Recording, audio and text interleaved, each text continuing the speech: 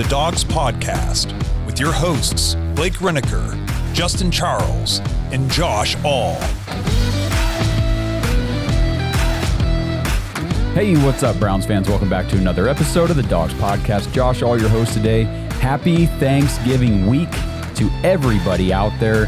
It's a great time of year. We got football all day on Thursday, followed up by the Browns on Sunday. Can't really skip over, though, the Ohio State-Michigan game on Saturday. This is just a fantastic week in general. You get the holiday, you get great food. If you're like me, you have 3 Thanksgivings to plan for and to put on quite a few extra pounds. And then, of course, all the great football. The Thursday slate for the NFL is excellent. And like I said, the big rivalry game, the game on Saturday at noon. And then, of course, Shedeur Sanders getting his first start at home in Cleveland on Sunday against the 49ers. We're going to talk about that a lot today, plus some other things that came out since the game on Sunday in Vegas. The only thing that I'm still really trying to figure out 2 days later from the game is I still don't know what Jerry Jeudy was doing on that play when he fumbled. He was just trying to just stop and jump, or I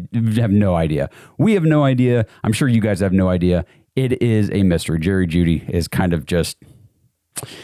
We need some wide receivers in here in the worst way. We'll talk about that too a little bit. But before I dive into everything, make sure you guys go to jointhedawgs.com if you want to be part of or become an official Dog Pack member. Sign up on the Patreon page, become a member, sync up with the private Discord, get into our Dog Pack Discord live episodes that we do every Thursday at 5 p.m. Eastern to preview the upcoming game for the week. Now, this week is different, of course, because Thursday is Thanksgiving, so I will not be doing a Discord live on Thursday because, well, I got Thanksgiving, and you guys do too.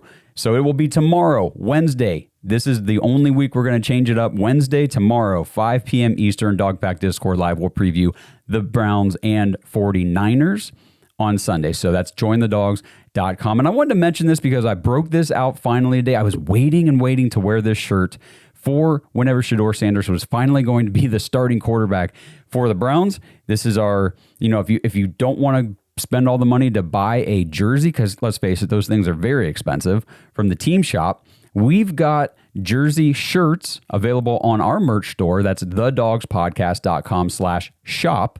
And you can go there, get a Shedeur Sanders jersey shirt. It's got Sanders and 12 on the back and everything. Plus, we've got a legendary shirt on there.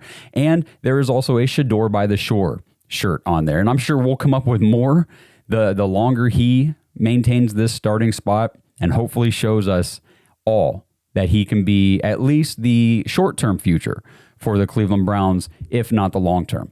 So let's talk about that. Kevin Stefanski came out yesterday, Monday, the day after the game. Now, we were talking Sunday night that we might not find out who's going to start against the 49ers until Wednesday. Blake thought maybe we won't find out until the weekend. He was more on the side of, keep that information private and don't share it, so that way the 49ers have to prepare for both quarterbacks. My pushback was that really only works when you've got 2 quarterbacks that are worth preparing for. We don't. We have one, and it's Shedeur. Dillon Gabriel, you don't really have to prepare. You just take away the run game, and he's not going to beat you through the air at all. So really no competitive advantage from my perspective, in my opinion, on trying to keep that hidden. But he did come out yesterday and say, much to... if you guys watch the show, it was a surprise to me because I said for weeks... the last week and a half or so since Dillon went out with a concussion that, over Kevin's dead body, is he going to, whenever Dillon's healthy, bench him and then start Shedeur Sanders? But I've got a feeling, and this is, I have no information, no reporting, no evidence of this or what anything. I'm just speculation on my part. But I got a feeling there was a conversation had between Andrew Berry and Kevin Stefanski because Shedeur Sanders, regardless of whatever stat you're looking at, and I got a specific stat I want to talk about here in a minute, regardless of whatever stat you're looking at, Shedeur Sanders was obviously the better quarterback between him and Dillon Gabriel. There's no going back now. So Kevin Stefanski said Shedeur Sanders will be the starter Sunday against the 49ers, which means Dillon Gabriel has been benched because he has cleared concussion protocol. He is available. He is available. He could start Sunday if the Browns wanted him to start, but they're not. They are moving forward with Shedeur Sanders. So, to me, this says Dillon has been benched. These last 6 games belong to Shedeur Sanders. Barring injury, there's no reason he should even be considered for a bench. Like Dillon Gabriel, done. We are done. Okay? That is over. And I wanted to talk about this a little bit. So we go all the way back to the draft. And Dillon Gabriel, late 3rd round pick. Shedeur Sanders, 5th round pick. Right out of the gate, Dillon Gabriel working with the first team. He's the first quarterback taking reps in like rookie minicamp and stuff when it's just the rookies. And that, okay, fine. That made sense. He was obviously the first quarterback drafted. So he kind of gets those first opportunities. Okay, fine. And then all the reports come out from rookie minicamp, veteran minicamp, OTAs, that Dillon Gabriel doesn't really look that much like an NFL quarterback. Shedeur Sanders is having some nice throws, making some nice plays, that kind of stuff. Those are the reports in general. And then we get all training camp, all preseason. And who's working in with the first team and the ones every single day at practice? Dillon Gabriel, who took 0 reps whatsoever with the first team at any point before last week. It was Shedeur Sanders.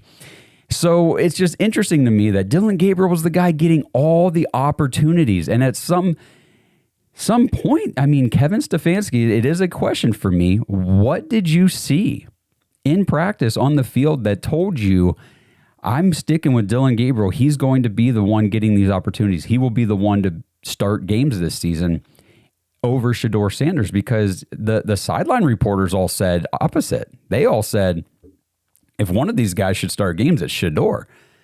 Dillon Gabriel is not looking too great. There was, was it Darrell Ryder or Zach Jackson? They were both really hot on the Dillon Gabriel doesn't look good train over the summer. One of them, I remember saying that even in warm-ups, like even in individual warm-up period, Dillon Gabriel looked rough. And I remember that point in the summer thinking, how do you look rough in an individual warm-up? You're just throwing the ball to guys on routes. But anyway, we saw it play out on the field. They were right. So now we get to move forward with Shedeur Sanders, and there should be no leash. I think that was my long-winded way of saying there should be no leash for Shedeur Sanders the rest of the season. And there are going to be ups and there's going to be downs. There are going to be some really fantastic plays. We saw several on Sunday. Several. The 52-yard bomb down the field to Isaiah Bond, bomb to Bond. Hey, I kind of like that. Maybe I'll make a shirt that says the bomb to Bond. I need to write that down. Anyway, and then the 39-yard pass to Jerry Jeudy, where he bought all kinds of time rolling out to his right, creating some separation, evading the pressure, and then just waiting for his guy. And Jerry Jeudy came wide open because Shedeur was able to create and have his pocket awareness to move the play that way and give Jeudy time to get open. Jeudy, just hold on to the ball. What are you doing? Anyway. And then, like plays to Harold Fannin, and just there were moments that Shedeur Sanders showed, okay, this is a guy 100% worth rolling with and seeing what we've got. There's going to be some really bad plays. I'm just telling you. There are going to be some ugly moments for Shedeur Sanders coming up over the back half of the year because he's a rookie. He is a rookie. I've watched Cam Ward this year, the number 1 overall pick. It ain't been pretty. There have been moments that it's like, wow, that's why he went number 1 overall. But there have been a lot more moments where it's like, ooh, this guy needs a lot more experience. And that's fair. It's not so much an indictment on them. It's just the way it is. These guys are rookies. These guys are young. They have no experience in the NFL. They're learning on the fly. It's really hard to expect any rookie quarterback to come into the NFL and just be great right off the rip. It just doesn't happen, especially whenever you're being drafted high in the draft to one of these awful teams. The awful teams pick early because they don't have a quarterback. That's why Tennessee's so bad, and that's why Cam Ward's having such a rough go. But he's learning. He's learning, and that's another reason why I don't want to draft a rookie quarterback next year. I don't want the growing pains and another season of growing pains, another season of learning and developing and working out the kinks, and then we'll worry about maybe he'll be ready to to play a little better in 2027. No, let's do that now. Let's do that now with Shedeur. Let's get him out there and work out the kinks. Let him have his bumps and bruises because he has clearly already shown that he's worth investing in. He's worth it. 100% worth it. So that's where I'm at, man. I want to just continue with him. The next 6 games are all him. I don't care what it looks like. I don't care how it plays out. We obviously, winning games at this point doesn't matter. Just be competitive. Be competitive. Learn what you can do and what you cannot do on an NFL field.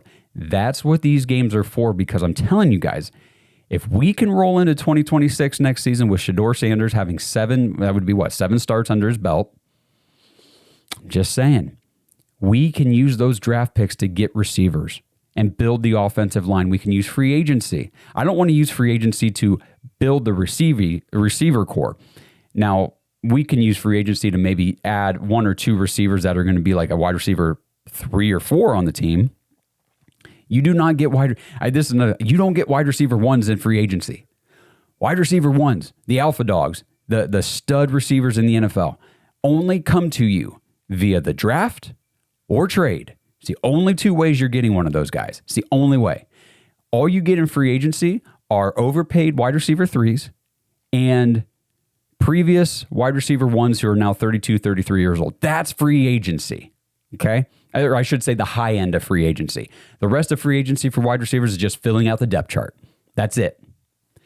So use the draft to get those alpha dog stud receivers. And I want 2 of them. I want 2 of them for Shedeur Sanders next year. Use free agency to build up your line. Use your early 2nd round pick to add to the line. Because I'm on board with two wide receivers in the 1st round. I don't care. Do it. Get the guys. So I'm very excited for what we're going to see over these last 6 games with Shedeur Sanders. I think it's an exciting time. And like I said, hopefully this is not, as far as I saw, Kevin Stefanski did not name him the starter for the remainder of the season, simply just the starter for the 49ers game. Maybe I missed it. Maybe he did say the rest of the season, but either way, there better be no leash. I'm telling you guys, no leash. At no point should the Browns turn back to Dillon Gabriel. If they do, I'm out on Kevin. I mean, I've already kind of am. You guys know that. The only way, this is just a quick side note, the only way I'm okay with rolling with Kevin past this season is if, 1, he commits to Shedeur Sanders as the quarterback. Like I just said, if he rolls back to Dillon Gabriel at any point, I'm done. Out. Fire him on the spot. I know that's harsh, but it's just how I feel. Or number 2, roll with Shedeur Sanders, and then next year bring in a true offensive coordinator with somebody who's been an offensive coordinator successfully somewhere else and implement their offense. I don't want Kevin Stefanski's offensive system anymore. I am done with this. Done.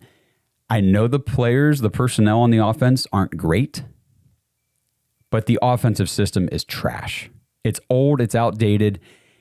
They don't modify it. He can't adapt. He can't grow. Get a new offense, and you just be the head coach. Like, I know last year they brought in Ken Dorsey to kind of do that, but there was still too much influence from Kevin Stefanski on the offense. Out. Just hands off of the offense. You just be the head coach. You just be Mike Tomlin. Okay? You don't influence the defense. You don't influence the offense. You bring in other people with good specialties to do those jobs. That's what I would want to see if they stick with Kevin heading into next year. So I wanted to talk about this stat because this was brought to my attention today. And I got a couple voicemails and some messages from the website I'm going to get to from you guys here in a little bit. But first I wanted to talk about QBR off of ESPN. Now, QBR and QB rating. I think people get these things confused pretty often, and that's fine. I totally get it. They are confusing things if you're not in this world doing stats and stuff for the NFL all the time like we are. So QB rating is an NFL stat to rate the quarterback performance any given week or over the course of a season. What is their total quarterback rating? Okay. That stat, and I should have looked this up, but that stat has been around for a long time. They've been tracking quarterback rating for a long time, and that's just kind of a generally used stat. It's on NFL, it's on Pro Football Reference. It's Any place that has quarterback stats will show you what the quarterback rating is. Now, QBR, I know it sounds just like quarterback rating. It seems like it should stand for quarterback rating, but it's not. QBR is different than quarterback rating. QBR, the 3 letters, QBR, is an ESPN proprietary stat. That is only on ESPN. They're the only ones who track that. They created it. They created the formula, everything that goes into calculating a quarterback's QBR for any given game or for the course of a season, and it is 100% busted. And I'm going to talk about it because I've used QBR a ton on this show to talk about quarterback performances in the past, to compare guys, all this kind of stuff, and I'm done. You will never hear me use QBR again in an actual argument. I might point out that ESPN's QBR just to make fun of it in the future, but it will no longer be part of my stat evaluation for quarterbacks because QBR is clearly broken by ESPN, and here's why. Shedeur Sanders on Sunday against the Raiders, 11 for 20, 209 yards, a touchdown, and an interception. He only took 1 sack for 3 yards. A pretty clean game for a rookie's first start.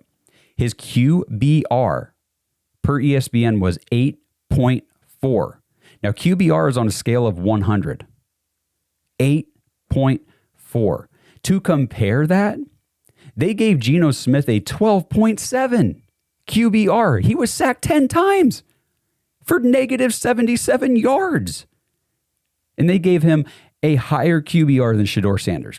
Last night, Monday Night Football, Brock Purdy had a 49.2, almost 50, almost halfway to 100 QBR against the Panthers, and he threw for 193 yards and 3 interceptions. And he had a 49.2 compared to Shedeur's 8.4. Are you kidding?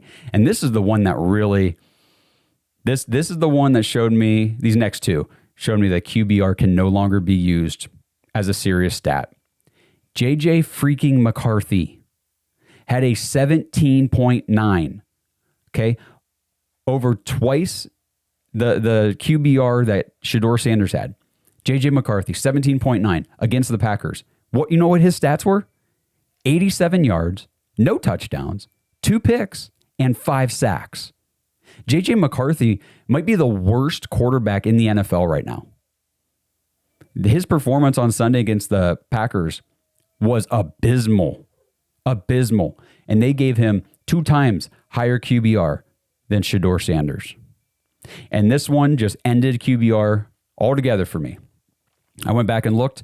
The lowest QBR in a start for Dorian Thompson-Robinson was 17.1. DTR's lowest QBR, think about how bad DTR was in every game he played. Terrible. The lowest QBR was 2 times higher than what Shedeur Sanders' QBR was on Sunday. And DTR only threw 1 touchdown. Ever. You can't sit here and sell QBR to me as a serious stat. So I just wanted to make that pronouncement here on the show, that declaration that QBR will no longer be considered for any evaluations whatsoever for quarterbacks moving forward in the future on this show. Because that's a freaking joke. This episode is sponsored by DraftKings Sportsbook. Browns fans, do you know about the 3 T's of Thanksgiving? Turkey for eating, table for gathering, and touchdowns for winning. With DraftKings Sportsbook, an official sports betting partner of the NFL, every touchdown could bring you closer to cashing in before dessert. With DraftKings Sportsbook, all the action's in your hands. First touchdown, anytime TD, live bets, every play, every snap, every game counts. When the games get good, the bets get better.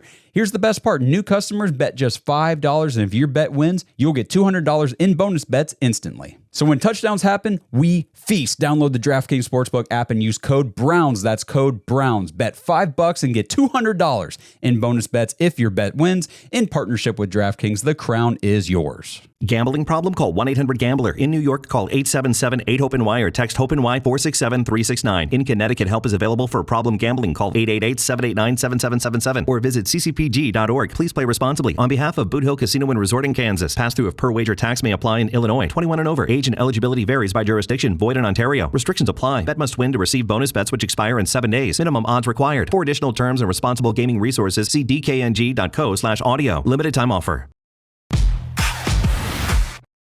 So we'll get into what we can expect for Shedeur Sanders, at home on Sunday against the 49ers. We'll talk about that tomorrow on the preview show. Again, if you want to be in that Discord Dog Pack Live episode, get on stage, actually ask us questions, talk to us, give us your opinions, whatever you want to talk about, you can come up and talk about it. But that's jointhedogs.com. A couple other things I wanted to hit on here before I get to your questions. Per NFL research, the man himself, Myles freaking Garrett, has 18 sacks, which is the most ever by any player through the first 11 games since the NFL began officially tracking sacks as a stat. I mean, he is on such a historic tear. It's ridiculous. Myles Garrett, as long, and fingers crossed, knock on wood, God forbid, he does not get injured, he is going to obliterate the single season sack record. It's done. It's 22 and a half. That's Michael Strahan and TJ Watt are both tied for 22 and a half sacks in a single season. That's the NFL record. Myles Garrett is just 4.5 sacks away from that. And he's had, 13 sacks in the last 4 games, I think. He's coming for it. He is coming for it. He is, without a doubt, the defensive player of the year. There's nobody on his level. And I just wanted to take a moment because we talk, and deservedly so, the quarterback position for the Browns, for any team, is just so important. I mean, it really is. Because we got Myles Garrett. We've got the best defensive player in the whole league, and we've only got 3 wins. Like, you cannot, the position that influences wins and losses the most heavily is quarterback. So we dedicate and devote a lot of time to talking about the quarterback. So yes, this episode is going to highlight Shedeur Sanders being named the starter, highlight what he's able to do, what we saw from him, what we're excited about. We're going to talk and post on social media all the time about Shedeur Sanders and the quarterback position for the Browns because it's so freaking important. But I want to take a moment and just appreciate greatness. We have the best defensive player in the entire league in Cleveland playing for the Browns.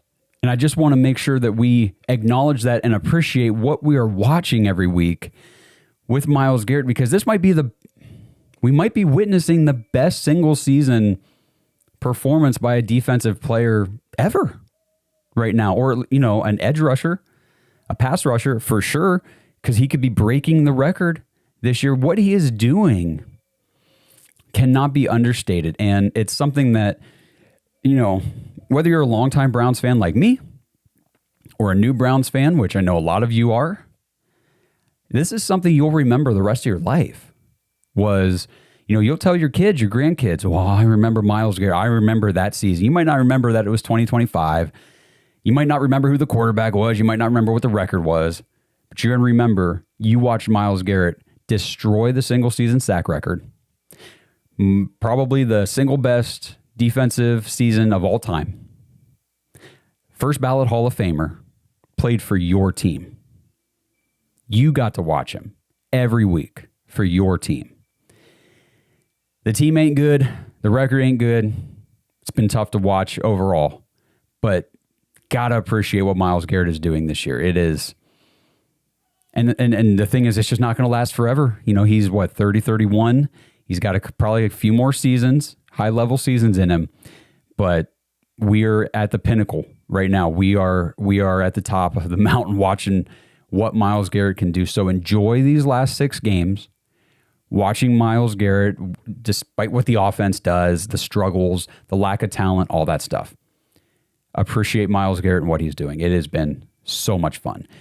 Another guy that I think we need to talk about, and I feel bad because I don't know if we even said his name on Sunday night's reaction show because we were so focused on what the defense did with their 10 sacks, which was just 1 sack shy of the single game franchise record for the Browns. Got to figure out how I'm going to word these things. Single game franchise record for the Browns.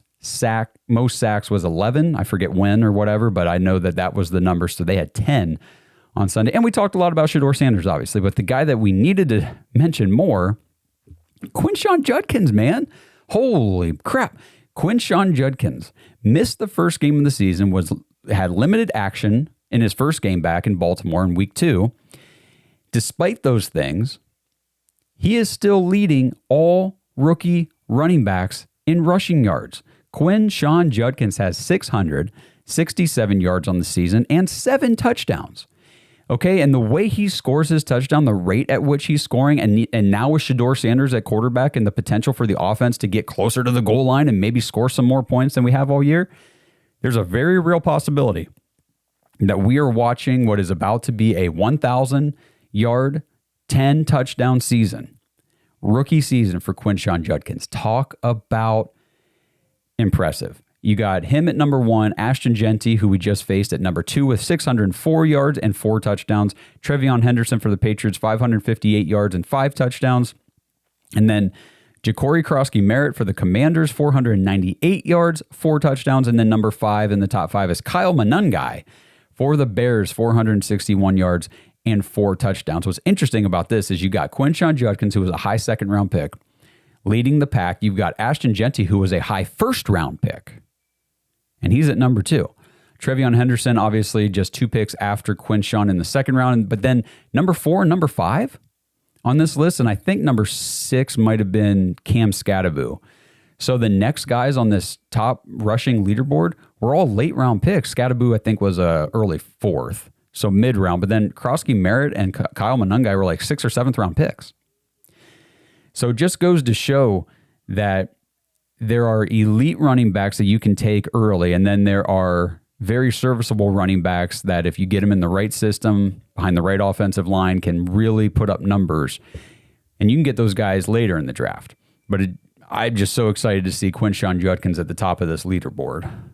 And to kind of put what he's doing in perspective now, Nick Chubb did not start or get heavy utilization the entire season his rookie year. So these numbers are not apples to apples comparison. But Nick Chubb as a rookie, just 4 yards shy of 1,000 yards. He had 996 yards and he had 8 touchdowns.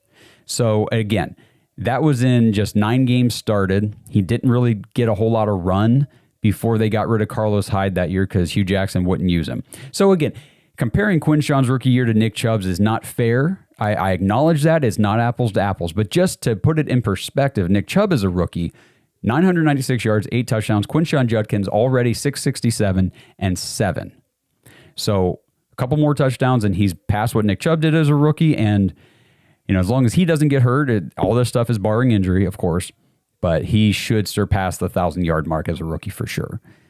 Just super impressive. The young guys on this team have been the bright spot this season. And, when considering the draft class, if Andrew Berry hit on 6 out of these 7 picks, and that would be with Shedeur Sanders being the guy. I've said a lot of bad things about Andrew Berry this year, but I would have to just back off a little bit with that because while the offense that he has built here in the last couple of years is what we're witnessing now, it's terrible, it's putrid. The foundation to build this thing back up, I will give it to him, is in place. Now, the offensive line is where they're lacking. They don't have any future whatsoever built currently at the offensive line positions, but hopefully they can get that figured out, like I said, in the draft and free agency. But if you take 2 wide receivers in the first round next year, so you got 2 first-round wide receivers, say it's Carnell Tate and Mekhi Lemon, or Jordan Tyson and Chris Bell, or any of the combination of these 2 guys, or these wide receivers. You add those 2 to an offense that has Quinshon Judkins, Dylan Sampson, Harold Fannin Jr., Isaiah Bond. We'll see if they re-sign David Njoku. Jerry Jeudy's your wide receiver 3. 4, maybe, if Isaiah Bond can leap him. I don't know. Cedric Tillman's still around. Now, all of a sudden, Shedeur Sanders has some stuff to work with. And I think that that's worth doing, in my opinion. I know it's only been one start for Shedeur, but I think it's worth rolling with him next year and not worrying so much about trying to take another quarterback with a first-round pick. Okay, let's jump into some of your guys' feedback here, some of your questions and things. You know what? I'm going to hit the voicemail first. So we got a voicemail here. This one's from Kurt. Hey guys, Kurt from Jersey. I just want to say, how much different does it feel that when you get a quarterback that has just a shred of talent, gives you that hope? It just feels so different. I feel differently about the offense. Like Isaiah Bond, I didn't think much of him. Now I'm like, wow, maybe we got something there. Fanning, I'm like, it wasn't showing me too much, but now I'm like, I have hope. Like, what is this hope? I'm a Browns fan. I have hope for the future. It's weird. It's really, really weird. But I'll say, if Dillon Gabriel starts another game for this team ever, I would expect the next day Stefanski to be fired, because you can't go back. There's no going back. We have hope. We have signs of talent, of a future in Shedeur. And look, I'll be the first one to tell you, I was not a big proponent of either one of these quarterbacks playing this season, but man, Shedeur's giving me hope. Go Browns. Let's go. Yes, Kurt, that is exactly what you're feeling. Again, this goes back to if you're a longtime Browns fan or you're a new Browns fan, whatever it is, that is what this feeling is. It's hope. It's hope. It's not unrealistic expectations, or at least not for me, and hopefully not for a lot of you guys out there, thinking he's going to come in here and we're going to win out and make the playoffs. I see all the posts online. Oh, the Browns are only 3 games back in the division. Guys, just stop. We ain't making the playoffs. But listen, I want to see competitive football, and Shedeur Sanders gives you an opportunity for that. And, the Isaiah Bond, yes, the first part of the season here, we were going, man, this looks like another busted wide receiver, somebody who came in here and can't do anything. With an actual quarterback who's willing to see, the thing is, Isaiah Bond's skill set, what he can do well, what he can offer your offense, did not sync up or match with what Dillon Gabriel's capabilities were. Dillon Gabriel cannot throw the ball downfield. Okay? The Browns had, 3 plays over 20 yards? Actually, you know what? Hang on. I wanted to make sure I looked up the numbers real quick so I had it right. So with Dillon Gabriel, the number of plays that the Browns had in 5.5 games with Dillon Gabriel, how many plays did the Browns have that were over 30 yards? 30-yard plays. Goose egg, 0. How many plays in one start? Okay, just on Sunday, did the Browns have over 30 yards? 3. 3 of them. Okay, what Shedeur Sanders can do is any quarterback, you can get the ball to guys around the line of scrimmage. Okay, fine. You can throw a screen. You can throw a short pass. Can you stretch the field? Can you throw the ball down the field with accuracy to hit players in stride, to lead guys open deep? Because throwing the ball deep is tough. That's why you see quarterback completion percentages, in the stat categories of like 20 plus yards, 50% or less. 50% or less, because throwing the ball down the field, there's a lot more variation when you're going deep. And Isaiah Bond's specialty is getting open and beating guys deep, and we saw that Sunday. He did it, and we finally hit him on a deep pass, 52 yards. And it was because Shedeur Sanders is willing to look downfield, willing to throw downfield, capable of throwing downfield, and capable of executing the play. So that was very exciting to see. Yes, Kurt, that is what we are feeling right now. It is hope. And he said exactly what I already said once this episode. If you go back to Dillon Gabriel at any point, done. Fire Kevin on the spot, because this is a joke. As long as Shedeur Sanders is healthy and there's no back tightness or oblique strain or shoulder soreness or whatever the hell, he better be the starting quarterback. No leash. I don't want Shedeur looking over his shoulder. I don't want him worrying about anything. And here's another thing I want to talk about before I get into some of these messages from you guys. I forgot about this. I was going to do this at the top of the show. There's a clip going around social media, you've probably seen it, of Shedeur Sanders after the game. It's kind of gone viral. I'm sure you've seen it or at least heard the quote. He said something along the lines of, what you saw here was on 1 week of practice. Imagine what I could do with an entire offseason. It would be dangerous. That summarizing, but that's pretty much what he said. And a lot of people have taken some issue with that and said, man, this kid doesn't show any humility. He's very cocky. He's very arrogant. Like Rex Ryan was saying, whenever you win a game, you need to use the words we and us. And when you lose, then you need to use the words I and me. Okay, Rex. Okay, everybody out there complaining about this video clip. That video clip from CBS was the tail end of a much longer interview with him after the game. If you have not seen the entire interview, post-game interview with Shedeur Sanders, you need to go find it. I don't think I actually shared it from our Twitter, and I'm going to go do that. You need to go watch the entire... I would play it on here for you guys, but there's like copyright stuff that we get hit with sometimes. I don't even know how this stuff works half the time.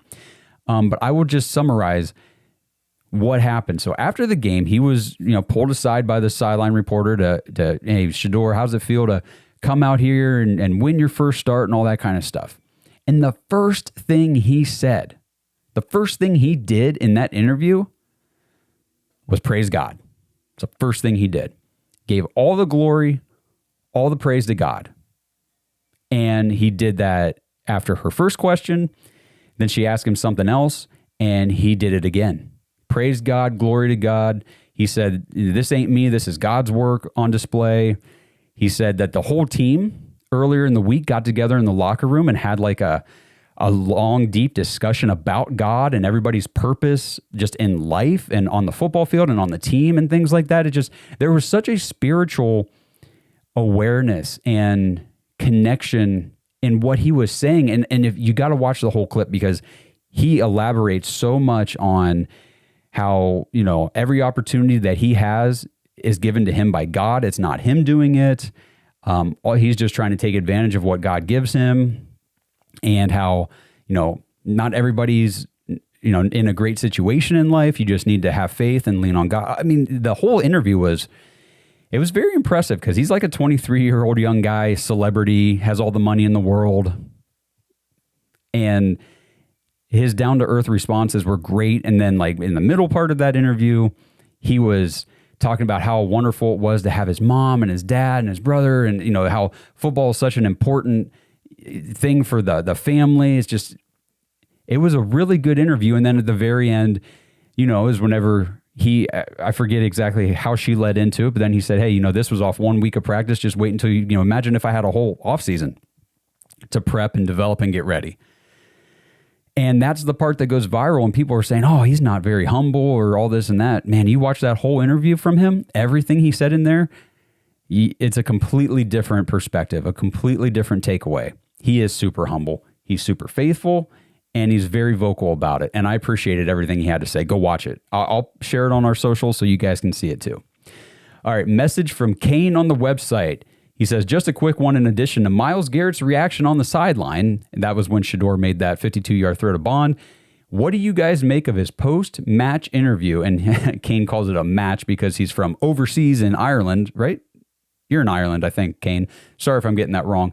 But he says Myles seems to be Team Shedeur. Over here in the States, we call it a post-game interview, not a match. We don't play football over here. We play soccer.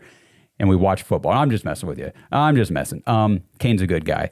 So what did we think of Myles Garrett's post-match interview? Let me read it for you guys. So Myles was asked about that throw down the field to Isaiah Bond, and he said, he put it up, and I'm just like, oh, God, who was he even throwing it to? I wasn't even looking down there to see, and I'm just looking. I'm like, oh, God, please. And he drops it in the bucket, and he reaches out. I'm like, please just don't fumble. He said, I'm just like, wow, there's not many guys in the league that can make that throw. That was a hell of a throw. And then he later added, I hope Shedeur, can continue to grow and develop from making plays like that. So it was funny if you actually watched the video. Myles was like, I saw the ball go up and I was like, oh, Lord, who is he throwing it to? Because when's the last time any Browns on the sideline, any Browns players, any Browns fans have seen a deep throw attempt from a Browns quarterback? And when is the last time we saw a deep pass attempt actually completed successfully to one of our guys? It's been a long frickin' time. So his reaction to the pass was pretty good. Myles Garrett, And the thing is, everything's great and fun when you're winning. All fun when you're winning. And you saw these guys have a fun time in Vegas on Sunday. Okay, another message from the website. Oh, by the way, I just want to remind everybody, if you can go to the dogspodcast.com, excuse me, just had breakfast, and you can go to the dogspodcast.com and leave a voicemail. That's how you get your voicemails on the show. Or if you don't want to leave a voicemail, if you don't like the sound of your own voice or you feel like you sound stupid, whatever. Nobody sounds stupid. Don't ever worry about that. We love hearing from all you guys. But some people are just more shy. You can just type a message. There's a spot right next to the voicemail box where you can just enter in a message, a question, comment, whatever you want to do, and send it to us. Come straight to my email. And I put it on the show. So that's how these guys got on the show. So this one's from Jacob. He says, watching the game, seeing Sanders be calm in the pocket and throwing it 53 yards in the air. Also, Mason Graham giving Genty a hit stick was the best thing since sliced bread. Love the podcast. Thanks, Jacob. We love your support and we love you interacting with the show. Yes. So he must have sent this during the game. Absolutely. We've talked about that pass was just a highlight for sure. For sure from Shedeur. And then Mason Graham, I talked about that on Sunday night. Man, when Genty was getting stood up and he came over and just ended that run in such a brutal, forceful way. Clean hit. Good, clean football hit. Shoulder to the shoulder, just knocked Genty right down. That was number 5, knocking the snot out of number, what was Genty, 8, 7, 6, something like that. I think he was number 6, something like that. Either way. Yeah, Mason Graham's having a hell of a month and a half. Like, things started a little rocky for the rookie, the top 5 pick. Saw some signs early in the season. Saw some things I was like, oh man, I wish he was a little better than what he's showing. Recently, it has started to click for this kid, and I think that the Browns made the right choice. I'm not going to declare it like, man, we hit that number 5 pick, we nailed it, because we're only a few. Really, if you think about the grand scheme of things, we're only a few games into this kid's career, so let's see how it goes, because we thought we had something with Jed Wills too after his rookie season. Saw how that went. But I've got much more faith and hope for Mason Graham.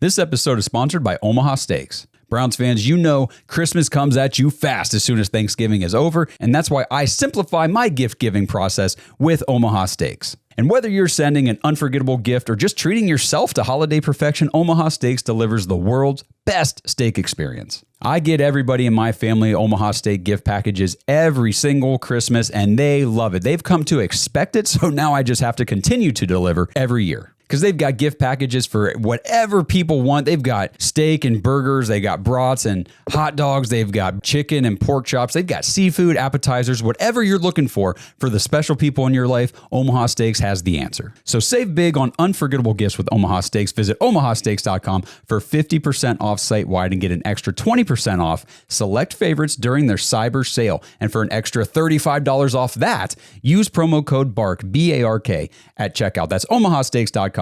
Promo code BARK at checkout. Terms apply. See site for details.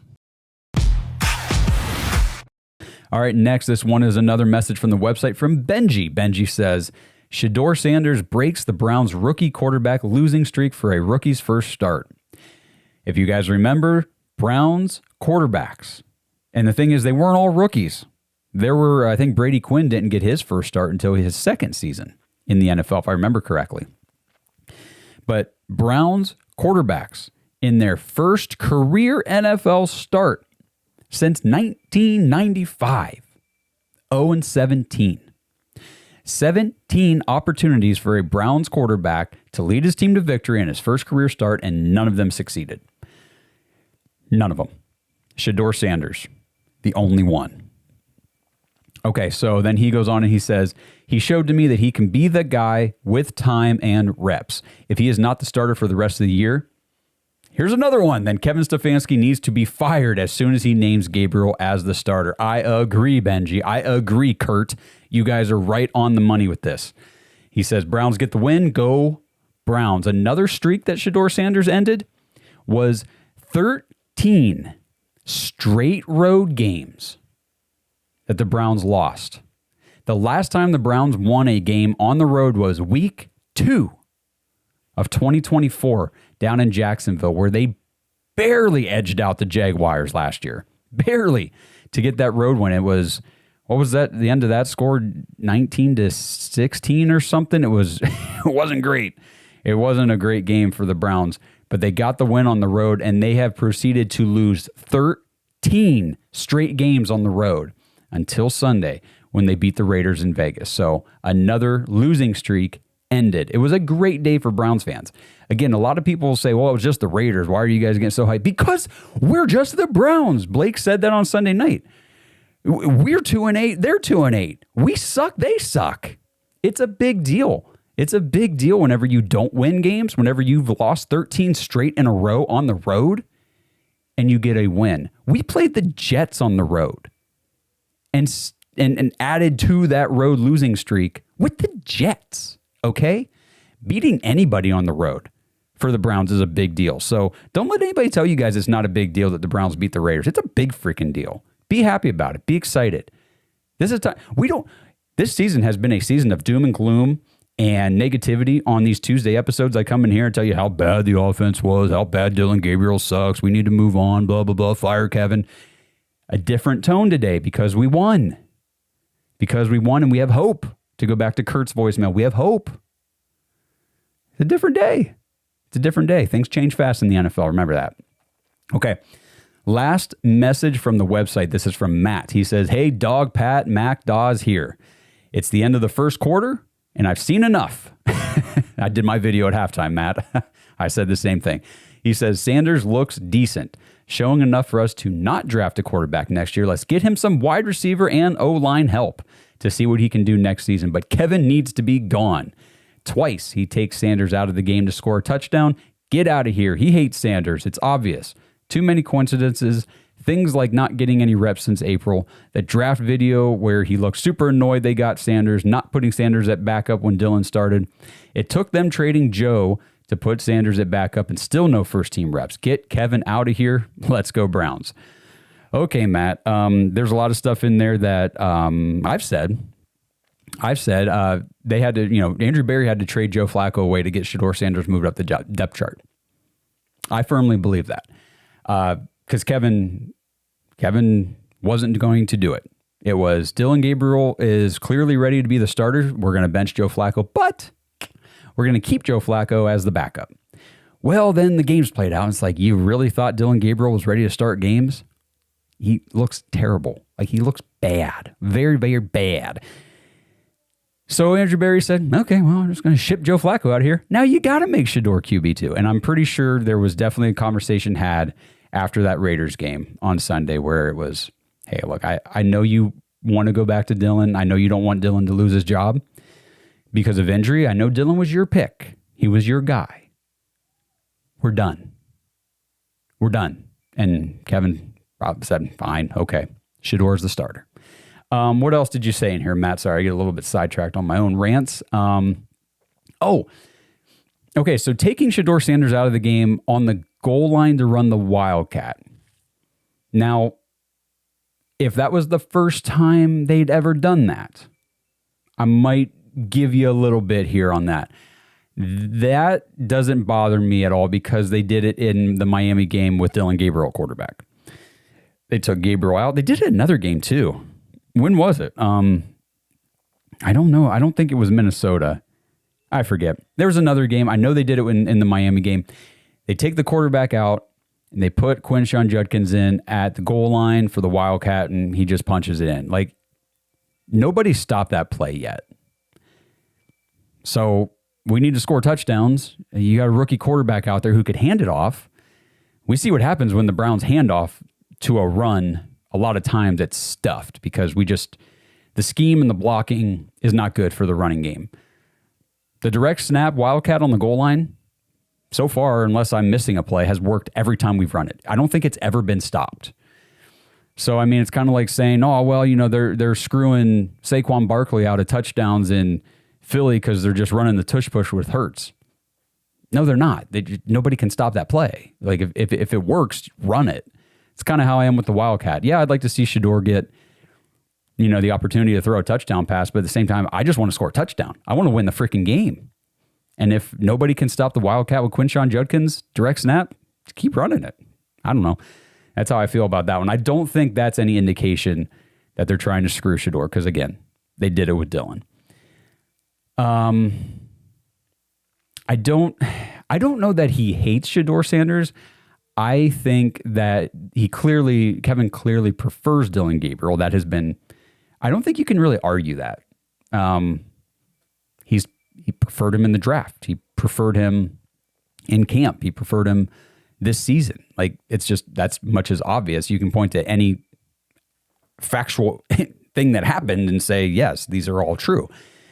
But I think there's no denying Shedeur Sanders is clearly better than Dillon Gabriel. And I do agree with you, and I do agree with Kurt. If we go back to Dillon at any point over Shedeur, meaning benching Shedeur or pulling him, oh man, they pull him out of a game and put Dillon in.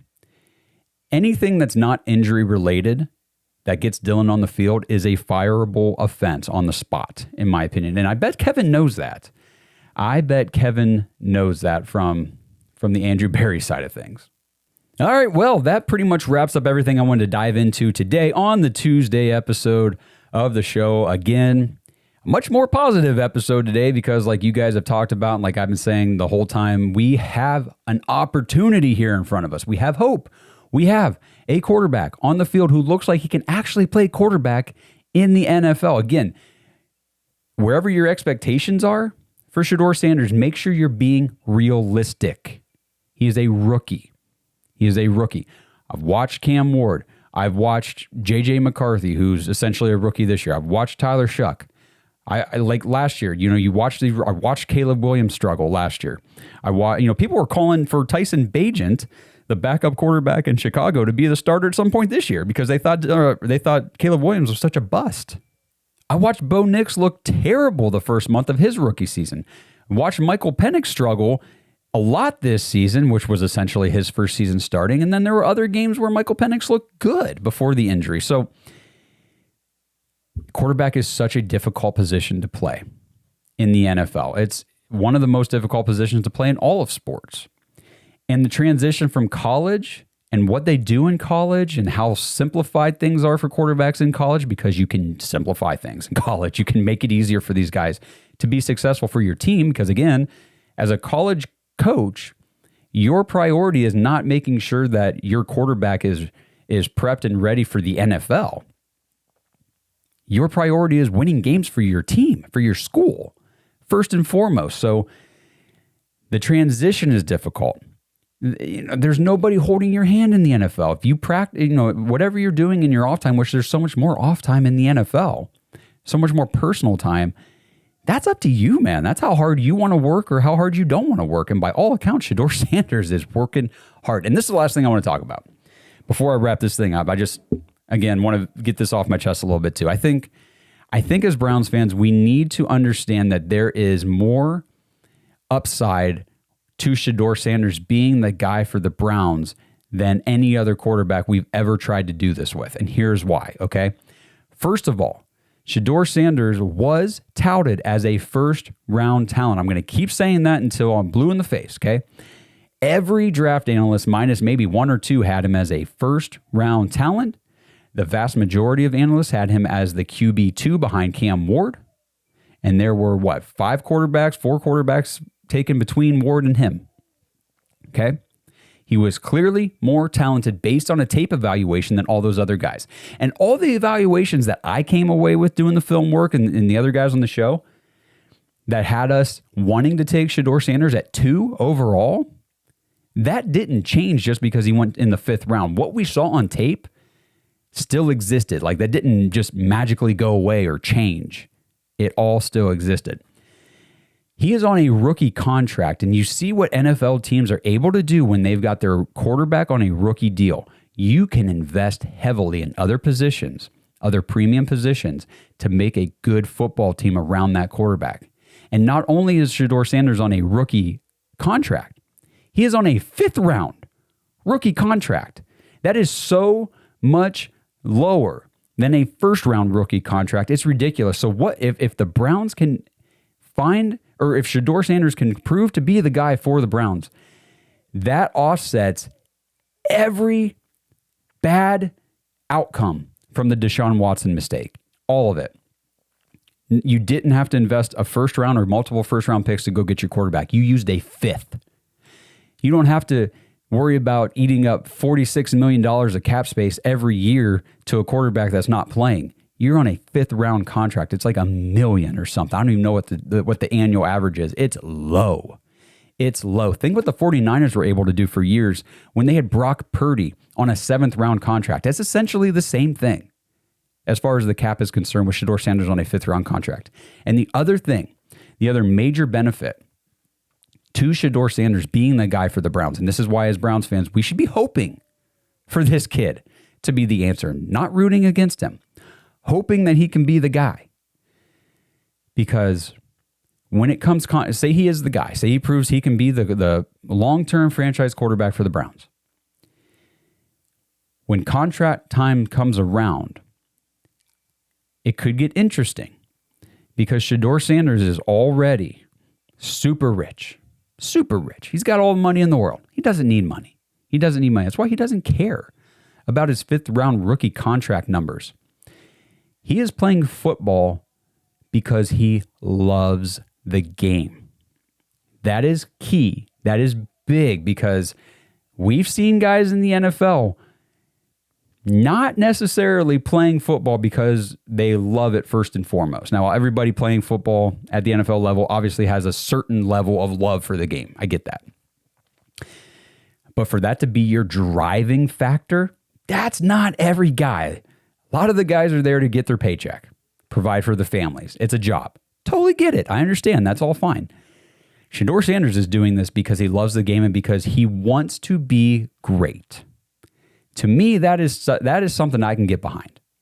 When you're doing something because you're saying money's not an issue, not worried about the money, I would do this for free. If what you're doing for your job, me on this podcast, if what you're doing for this job is something you would do for free, then you're living life. And you're really going to invest heavily into what you're doing because you love it. And that's what I'm excited about with Shedeur Sanders. He is not doing this to get a paycheck. He is not doing this for any other reason other than he wants to be great and because he loves what he's doing. Those are great things. Those are all great things, and I'm very excited to see how this goes. Again, it could go really bad on Sunday. I don't know. We'll talk about it tomorrow on the preview show, 5 p.m. Eastern, Dog Pack Discord live. Join thedawgs.com if you want to get in there. We'll see how it goes. He might flop. It might, but the thing is, you cannot just move. You cannot play bouncing back and forth with the quarterbacks. It is now Shedeur Sanders for the next 6, no matter what, no matter how it looks. Let him take his lumps. They're gonna happen. They're gonna come. He's gonna take a 20-yard loss on a sack in one of these games. It's going to happen. He's gonna throw a pick 6. I guarantee he throws a pick 6 at some point over one of these next few games. It's going to happen. He's also going to throw some touchdowns. He's also going to make some nice plays that make Browns fans go, wow, haven't seen that in a while. So just stay patient, temper your expectations, understand he's a rookie, and we are now in the let's learn, let's develop, and let's find out phase of this thing. And next year's whenever we can start having expectations, because right now it's just all about getting acclimated at the NFL level.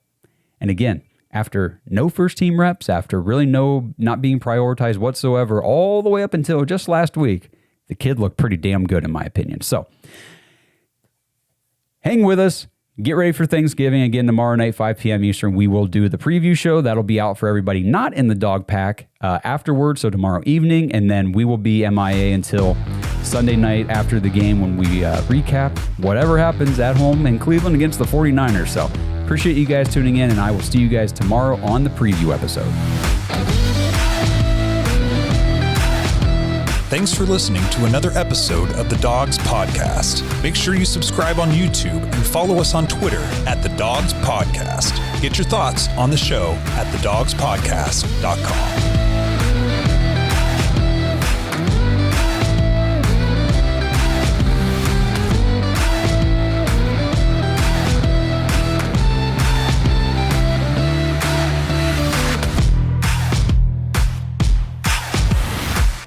This episode is sponsored by Boden Sports. Browns fans, I know Thanksgiving is the next thing on the list, but if you're in my house, we have had Christmas decorated all over the place since November 1st. That's right. It is coming up very quickly, Christmas time. And the best thing you can do is get ahead of your gift giving list and go to bodensports.com/dogs, DAWGS, and check out everything they have to offer and use promo code DAWGS to get 10% off your entire order. You could find some really nice Christmas gifts for the athletes in your life. Obviously, baseball season would be right around the corner in the spring. They've got training balls, they've got regular game baseballs, bats, baseball gloves, all sorts of basketballs and other gear, pumps, ball bags, gym bags, things like that for your basketball players. And then the gifts that I really like to give family members and people like that would be the backyard games. Get those for Christmas gifts because then they can hold on to those and break them out when the weather gets nice. And it's like that Christmas gift that didn't get used right away at Christmas, and they get to experience that joy again later in the year. Badminton, outdoor volleyball, bocce, horseshoes, kickball. They've got a knockout game set. And of course, pickleball, which I know I've been saying on here I need to learn how to play. I haven't yet, but I do plan